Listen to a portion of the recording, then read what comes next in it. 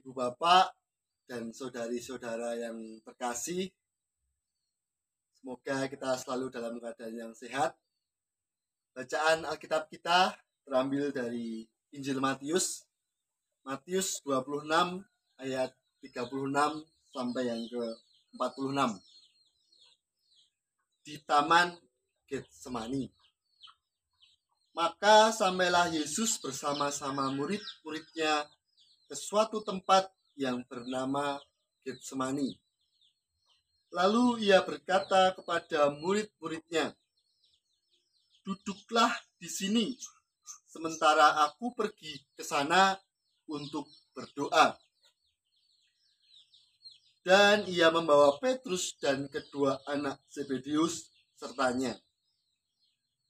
Maka mulailah ia merasa sedih dan gentar. Lalu katanya kepada mereka, "Hatiku sangat sedih, seperti mau mati rasanya.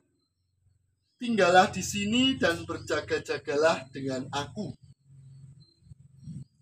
Maka ia maju sedikit, lalu sujud dan berdoa.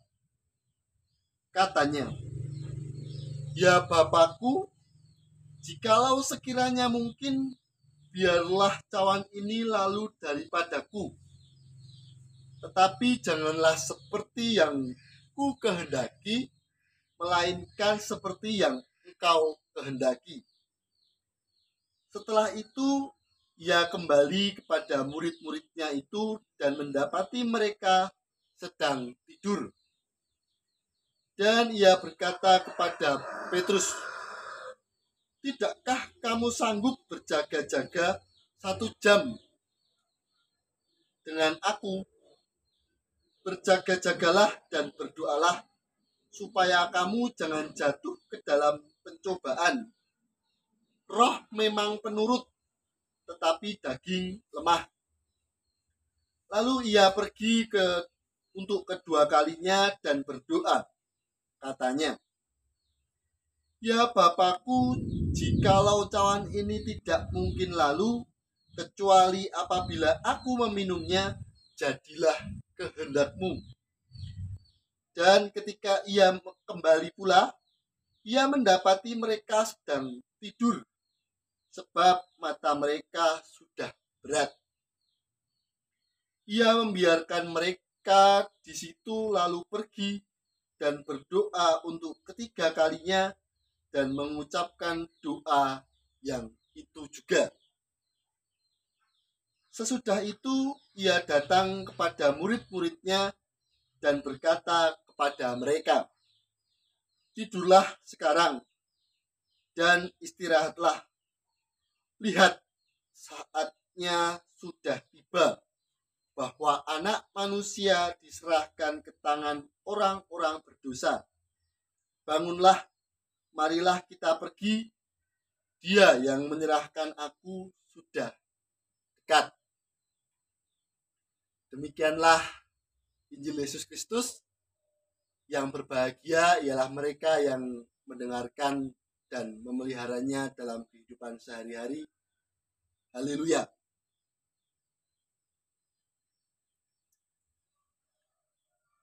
Ibu bapak dan saudara yang terkasih, saya memiliki pertanyaan kepada ibu-ibu.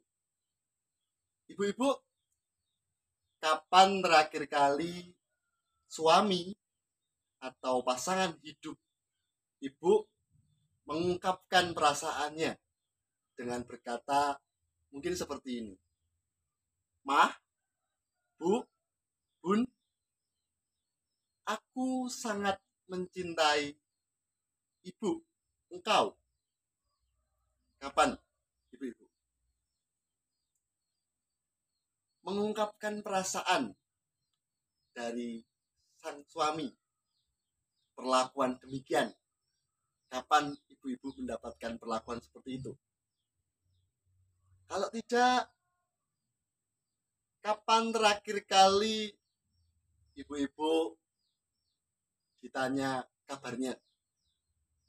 Misalnya setelah seharian sibuk bekerja, melakukan berbagai macam kegiatan, Terus ketika makan bersama di meja makan, ditanya oleh suami atau pasangan hidup,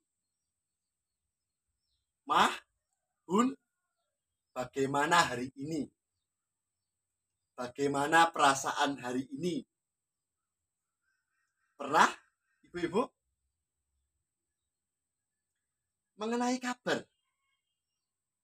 Ketika kita ditanya kabarnya, bagaimana hari ini atau bagaimana kabarnya, mungkin kita akan langsung kompak dan otomatis mengatakan bahwa kabar kita baik. Bagaimana kabarnya? Baik. Atau mungkin bisa saja ketika ditanya kabarnya dijawab, "Apa kabar hari ini?"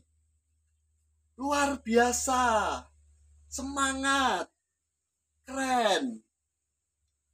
Seringkali pertanyaan mengenai kabar dijawab demikian. Lalu ketika kita melihat lagi apa yang terjadi, apakah kabar kita benar-benar baik-baik saja? Seringkali dengan keadaan yang tidak baik-baik saja kita menjawab bahwa kabar kita baik-baik saja. Baik-baik saja, seolah-olah tidak ada masalah, itu menjadi refleksi kita, jawaban kita ketika ditanya kabar. Ibu, bapak, dan saudari-saudara yang terkasih, gambaran tadi soal ditanya kabar seringkali menjadi pengingkaran kita akan kondisi kita. Kita seringkali terjebak dalam kondisi di mana kalau tidak baik-baik saja itu seolah-olah tidak baik. Kita harus bisa baik-baik saja. Kita harus tidak boleh memiliki masalah. Kalau ditanya harus baik-baik saja, oke-oke saja, fine. Dalam bacaan kita tadi, kita melihat bersama bahwa gambaran Yesus pun diceritakan pernah tidak baik-baik saja.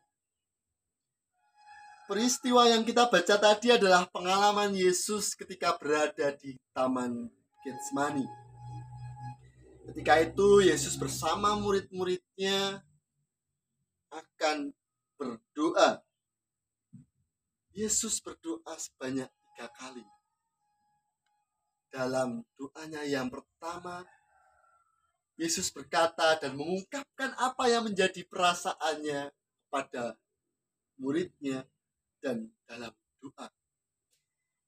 Yesus diceritakan berkata, "Hatiku sangat sedih, seperti mau mati rasanya. Tinggallah di sini dan berjaga-jagalah dengan aku."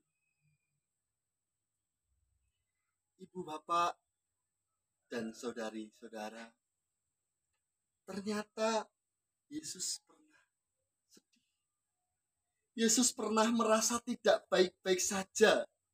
Yesus merasa pernah dalam kondisi yang sedang terpuruk. Lalu, mengapa kita seringkali mengingkari apa yang menjadi kondisi kita? Gambaran ditanya kalau selalu bilang baik-baik saja, tidak pernah jujur terhadap apa yang sebenarnya terjadi, menurut saya menjadi bagian dari toxic positively. Positivitas yang toksik. Positif yang beracun. Semua diungkapkan harus dalam keadaan positif dan itu malah merusak. Positivitas yang beracun ini sudah menjadi bagian dalam kehidupan kita. Mungkin tidak hanya soal ditanya dengan kabar. Ada faktor-faktor tertentu, titik-titik tertentu di mana kita harus baik-baik saja. Mungkin karena tuntutan profesionalitas kita. Mungkin karena tidak ada tempat untuk mengekspresikan, melepas topeng kita. Ini loh sebenarnya saya. Ini loh saya dengan berbagai macam keberadaan saya mau jujur. Ada berbagai macam hal yang mungkin membuat kita berlaku demikian. Ibu bapak dan saudari-saudara, ketika kita melihat gambaran Yesus dalam Alkitab, seringkali kita melihat apa yang menjadi kisah-kisah heroik mengenai karya Yesus di dunia. Yesus menyembuhkan orang sakit, Yesus membangkitkan Lazarus yang mati, Yesus mengubah air menjadi anggur, dan berbagai macam karya Yesus yang luar biasa. Tapi ingat, Ibu Bapak dan saudari-saudara, bahwa Yesus juga pernah merasakan sedih. Yesus pernah merasa di titik yang tidak baik-baik saja.